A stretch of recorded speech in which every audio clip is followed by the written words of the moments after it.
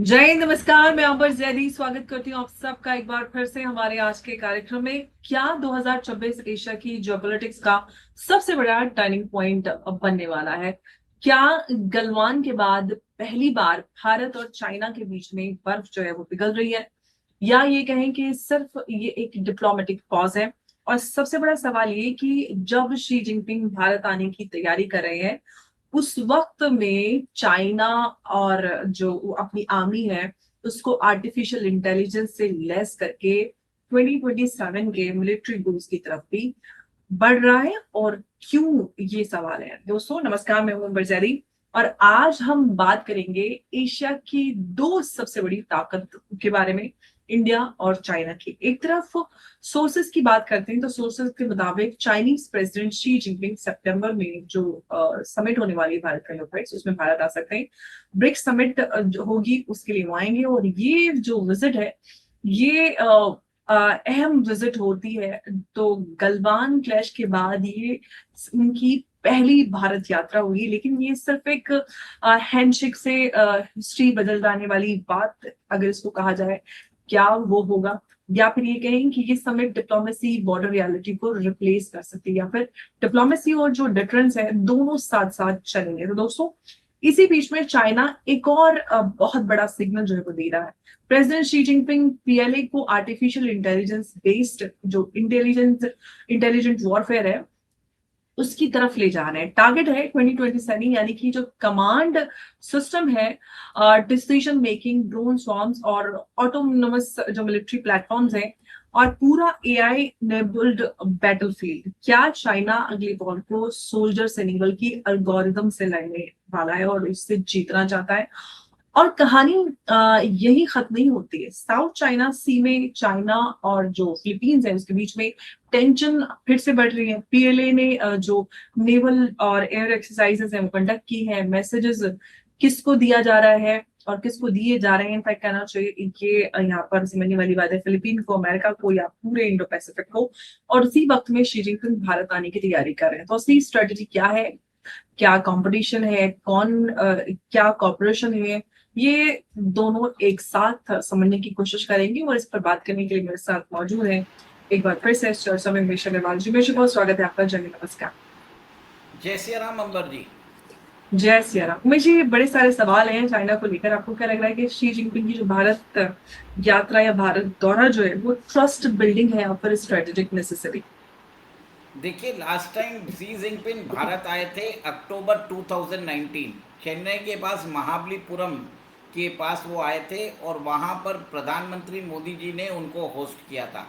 जून 2020 के अंदर Chinese forces जो है गलवान के अंदर भारत की सीमा में आ चुके थे। उसके बाद आप देखिए 20 इंडियन सोल्जर्स जो है वो शहीद हुए। और हमने ये भी देखा कि 43 चाइनीज़ सोल्जर्स को हमने मौत के घाट उतार दिया था। उसके बाद इंडिया और चाइना के बीच में एक बहुत बड़ा पॉज आ गया था। रिश्तों के अंदर एक तरह से डाउनग्रेड हो चुके थे। और आप ये भी देखिए कि आज 6 से 7 साल बाद आप ये देखेंगे कि शी जिनपिंग जो है भारत की यात्रा पर आ रहे हैं। देखिए, लास्ट ईयर भी जब आप सबको याद होगा कि भारत के प्रधानमंत्री वो चाइना गए थे और वहाँ पर भी एससीओ समिट में उन्होंने हिस्सा लिया। सबसे बड़ी बात ये हो रही है कि इस बार जो ब्रिक्स समिट होने वाली है उसमें अमेरिका ने थ्रेटन किया है इंडिया और चाइना को कि अगर आपने रशियन ऑयल खरीद रहे हो तो हम आपके ऊपर 100% सेंक्शन लगा सकते हैं।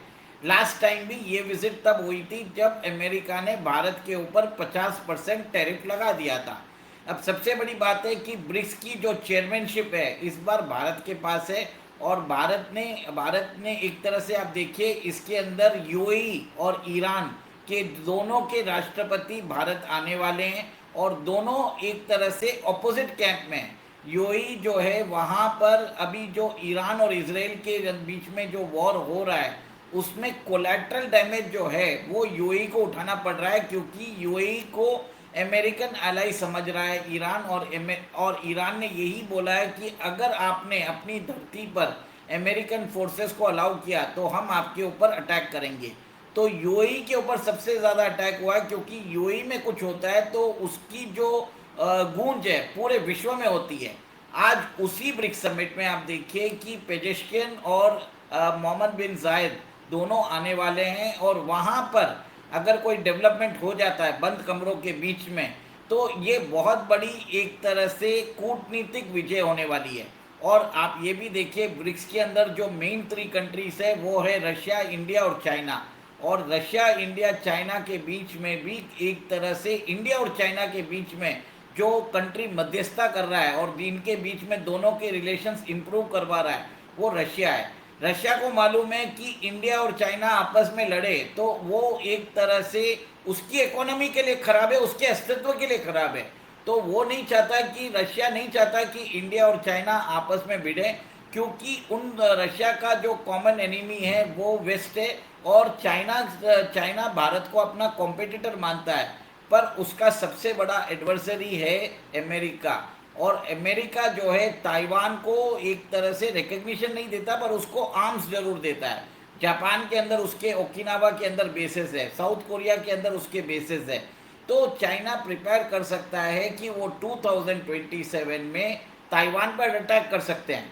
अंबर जी, मैं इसके लिए बोल रहा हूँ कि पीएलए की जो स्थापना हुई थी वो अगस्त 1 2027 को हुई थी, और इस साल 99 ईयर्स के जब जैसे कंप्लीट हुए हैं, आपने ये देख लीजिए कि कैसे चाइना ने अपनी आर्मी को बोला है कि आप उसको वर्ल्ड क्लास मिलिट्री बनाइए, और जी जिनपिंग ने तो बोल ही दिया है कि आप इंटेलिजेंट वॉरफेयर सिस्टम्स के ऊपर आपको काम करना पड़ेगा।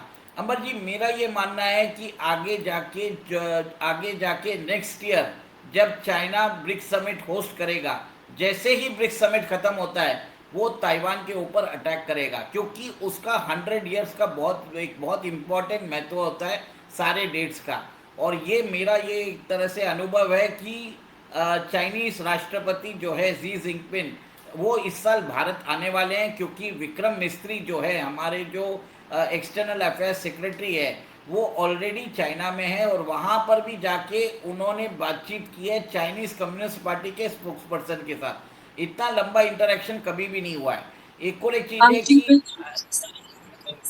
चाइना आ गया, पूरा डेलीगेशन आ गया। थोड़ा ये है कि क्या बॉर्डर डिस्प्यूट्स को साइड रखकर जो इकोनॉमिक कॉपरेशन है और चाइना भारत के बीच की नजदीकियां हैं वो बढ़ेंगी, या उसके बाद में अगला सवाल आपसे जो चाइना एआई मिलिट्री उसकी तरफ बढ़ रहा है उस पर बात करूंगा आपसे।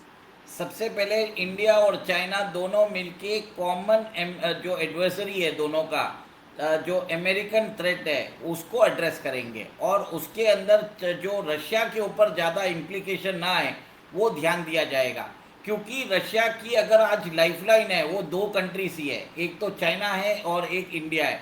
दोनों ही कंट्रीज जो है बहुत बड़ा एनर्जी ट्रेड कैरी कर रही है रशिया के साथ। भारत ने अभी आप देखिए 55% टू 60% हमारा जो ऑयल जो इंपोर्ट होता है वो हम रशिया से कर रहे हैं। रशिया ने हमको बोल दिया है, बांग्लादेश को बोल दिया है कि हम आपसे ट्रेड रुपीज़ में, इंडियन रुपीज़ में करना चाहते हैं, हमको वर्थलेस डॉलर नहीं चाहिए, आप हमको इंडियन रुपीज़ देंगे तो हम आपके साथ ट्रेड करेंगे।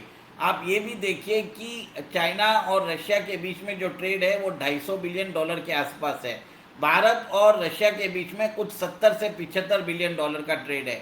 ये दोनों countries are very much important for the Russian economy.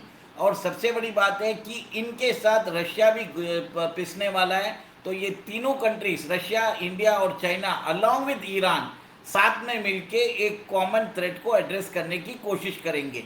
और रशिया, इंडिया और चाइना ट्राई करेंगे कि ईरान और यूएई के बीच में एक तरह से मध्यस्थता करके उन दोनों के बीच में एक तरह से सिग्नेचर करके थोड़ा कोई पीस ट्रीटी की तैयारी करेंगे। अहमद, ये बहुत इंपॉर्टेंट है ऑप्टिक्स के कारण, क्योंकि आप देखिए यूएई जो है एक तरह से अमेरिकन एलाई है, पर अमेरिकन एलाई के बाद आज देखिए यूएई ने अपने आप को ओपेक से अलग कर दिया। यूएई अपनी अलग से, जैसे भारत अपनी स्ट्रेटेजिक ऑटोनॉमी चाहता है, यूएई भी नहीं चाहता कि उसके ऊपर किसी कंट्री का कंट्रोल रहे। इसके लिए वो ओपेक से निकला है और वो अपना एक अलग ही पहचान बना रहा है। ये हो सकता है, ये पॉसिबिलिटी हो सकती है। सबसे बड़ी बात आपको ये मैं ये बता देता हूँ कि बाउंड्री डिस्प्यूट जो है वो कुछ सुधरने वाला नहीं है। देखिए ऑलरेडी WMCC बनाने की बात बोल रहे हैं, working mechanism for coordination and consultation, उससे कुछ होने वाला नहीं है। सबसे बड़ा जो इश्यूज है भारत और चाइना के बीच में, वो तिब्बत के लेके ऊपर मुद्दा है। और देखिए 2010 के बाद भारत ने कभी भी ऑफिशियली नहीं बोला है वन चाइना पॉलिसी के साथ, और भारत इंकरेज कर रहा है ताइवानीज कंपनीज को भारत के अंदर इन्वेस्ट करने के लिए। एक चीज वो भी, जैसे पाकिस्तान को सपोर्ट कर रहा है चाइना, भारत भी देखिए ब्रह्मोस मिसाइल बेच रहा है। फिलीपाइंस, इंडोनेशिया, वियतनाम, ये तीनों नेशन साउथ चाइना सी में है, और उसके जो बॉर्डर डिस्प्यूट्स हैं वो ऑलरेडी चालू हो चुके हैं। अंबर जी, ये एक तरह से बहुत बड़ा कूटनीति फैसला होने वाला है। और आप ये देखिए कि इस बार जो ब्रिक्स समिट है उसमें हमने बांग्लादेश को इनवाइट किया है, और बांग्लादेश के तारिक उर रहमान को एक तरह से बुलाकर सम्मान दे रहे हैं कि हम आपको गेस्ट के जैसे बुला रहे हैं। और बांग्लादेश जो है वो ब्रिक्स के अंदर ज्वाइन करना चाहता है, पर भारत के हाथ में वो वीटो पावर है। और मोस्ट प्रोबेबली आप देखेंगे कि नेक्स्ट ईयर चाइना के अंदर ये ब्रिक्स समिट होगी, चाइना शायद पाकिस्तान को भी इनवाइट कर सकता है। तो देखिए एक तरह से ये जो टिट फॉर टैट वाला खेल है वो चलता रहेगा, डिप्लोमेसी में चलता रहेगा, पर द ओके। ग्रेटर थ्रेट है वो है अमेरिका। लेकिन यहाँ पे एक और बात चाइना वाली है कि चाइना की हम बात करें 2027 तक जो है एआई पावर मिलिट्री जो है वो क्यों बनाना चाहता है यहाँ पर?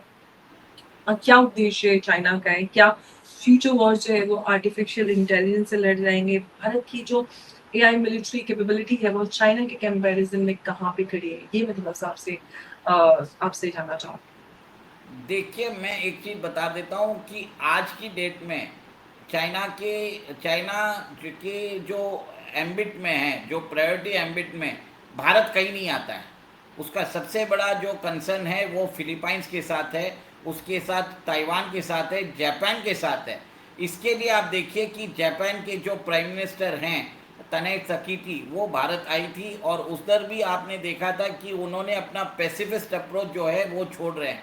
वो भारत के साथ अपना military cooperation, defence cooperation, strategic maritime cooperation बढ़ाना चाहते हैं। उसके बाद आप देखिए ताइवान जो है वो भारत के साथ अपने ट्रेड टाइज बढ़ा रहा है।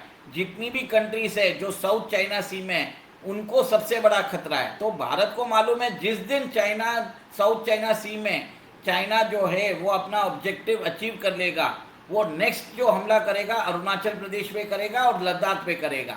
इसके लिए भारत क्या कर रहा है, अभी से ही जो साउथ चाइना सी के अंदर जो कंट्रीज है उनको आर्म कर रहा है, उनको एक तरह से पूरी सहायता कर रहा है। और चाइना भी भारत को कमज़ोर करने के लिए पाकिस्तान और बांग्लादेश का यूसेज कर रहा है। ये ऑलरेडी एक प्रॉक्सी वॉर और कोवर्ट वॉर दोनों कंट्रीज एक दूसरे के साथ कर रहे हैं, और ये चलता रहेगा। पर सबसे बड़ी बात है कि आज जो थ्रेशोल्ड है, जो सबसे बड़ा थ्रेशोल्ड है ब्रिक्स के अंदर, आप ये भी देखिए कि बात हो रही है डी डॉलराइजेशन की, बात हो रही है यूनिफाइड करेंसी की, यूनाइटेड जो पेमेंट सिस्टम्स है उसके इंटरलिंकिंग की, CBDC करेंसी निकालने की। ये सब बातचीत जरूर हो रही है, पर मुझे नहीं लगता कुछ होने वाला है। ऑप्टिक्स के हिसाब से भारत एक ही चीज़ काम कर सकता है, अगर वो UAE और ईरान के बीच में मध्यस्थता करके वहाँ पर कोई अगर समझौता आ जाता है, तो ये अमेरिकन हिजमनी के लिए बहुत बड़ा एक तरह से धक्का होने वाला है। और ये जितने भी अमेरिकन सेंट्रिक जो इंस्टीट्यूशंस हैं, जैसे वर्ल्ड बैंक और ये IMF और UNO, ये सब की जो एक तरह से विश्वसनीयता है और इनकी ऑब्जेक्टिविटी है, वो कुछ रह नहीं जाएगी, इनकी साख खत्म हो जाएगी। तो भारत एक तरह से पीस मेकर, भारत एक तरह से डायलॉग जो है आपस में जो वॉरिंग पार्टीज है साथ में बैठ के एमिकेबल सोल्यूशन लेके आ सकता है, वो भारत ही कर सकता है। क्योंकि भारत के अच्छे रिलेशंस इसराइल के साथ भी है, भारत के अच्छे रिलेशंस ईरान के साथ भी है, UAE के भी साथ है। The only country which can talk to all of them, मतलब आप सोच लीजिए, वो भारत है। और आज भारत और रशिया के बीच में जो पार्टनरशिप इवॉल्व हो रही है, वो आप देख लीजिए कि कैसे रशिया जो है हमको सुकोई 57 ऑफर भी कर रहा है। भारत को एक तरह से वो बोल भी दिया है कि आप हमसे एनर्जी ट्रेड और वो बाकी एरियाज के अंदर भी कोऑपरेशन करिए। तो चाइना क्लियर है कि उसको ताइवान के ऊपर हमला करना है।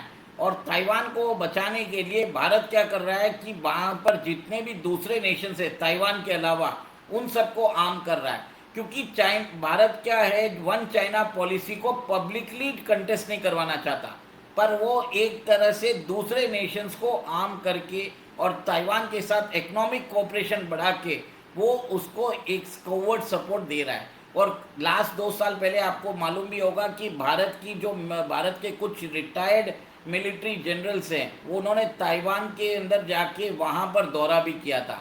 ये एक तरह से चाइना इसको अपना रेड लाइन मानता है। जैसे चाइना बार बार भारत को उकसाता है, भारत भी जो है चाइना को उकसाता रहता है, क्योंकि ये उसकी दुखती नब्ज है। और ताइवान जो है हमारे लिए बहुत इंपॉर्टेंट है, क्योंकि अगर ताइवान के ऊपर चाइना का कब्जा हो जाता है तो आप देखेंगे 2035 में इंडिया और चाइना के बीच में वॉर होना एकदम नेसेसिटी हो जाएगा। जितना चाइना को ताइवान में हम सी में चाइना जो है वो जिस तरह से अग्रेसिव पोस्चर अपना मेंटेन कर रहा है, अगर वो ही आगे बढ़ता है तो इंडिया पर इसका क्या इनडायरेक्ट इम्पैक्ट आपको नजर आता है? देखिए, ऑलरेडी चाइना ने तैयारी तो कर रहा है, J-20 जो फाइटर जेट्स है उसने ऑलरेडी बॉर्डर पे लगा दिया है, उसने 11 जेट लगाए हैं, पर सिंबॉलिक है।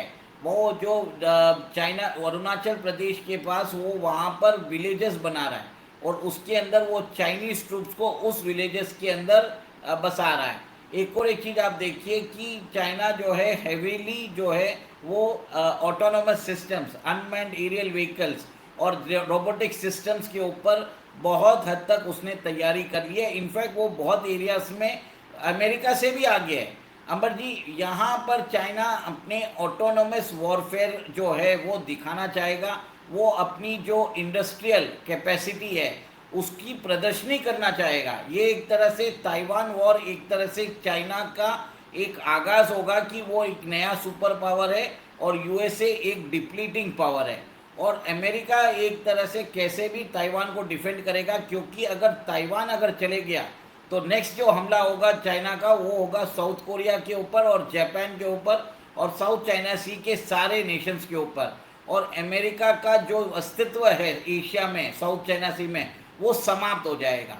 तो ये आप समझ जाइए कि जैसे अभी हम ईरान और इसराइल के बीच में वॉर देख रहे हैं, मतलब कभी हॉट एंड कोल्ड, वैसा ही जो कुछ ना कुछ है वो साउथ चाइना सी के अंदर आप देख सकते हैं अगले साल ब्रिक्स समिट के बाद, और ताइवान और चाइना के बीच में कभी भी वॉर चालू हो सकता है। और इसमें अमेरिका की क्या भूमिका रहेगी, जापान की क्या भूमिका रहेगी, साउथ कोरिया की क्या भूमिका रहेगी, ये देखने वाली बात रहेगी।